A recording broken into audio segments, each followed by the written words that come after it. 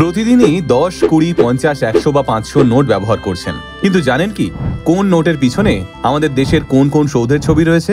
তাহলে 10 টাকা দিয়েই শুরু করি। অটোই হোক কিংবা এক কাপ চা, পকেট থেকে সোজা বেরিয়ে আসে 10 টাকা। কিন্তু 10 টাকার নোটটা কখনো ভালো করে দেখেছেন? এই 10 টাকার নোটে কিন্তু রয়েছে ওড়িশার কোনারকের সূর্য মন্দিরের ছবি। আবার একটা জলের বোতল হোক কিংবা রিক্সা ভাড়া, হলদে 20 টাকার নোটটা ভালো করে দেখেছেন? তাতে কিন্তু রয়েছে মহারাষ্ট্রের কৈলাস মন্দির, ইলোরার ছবি।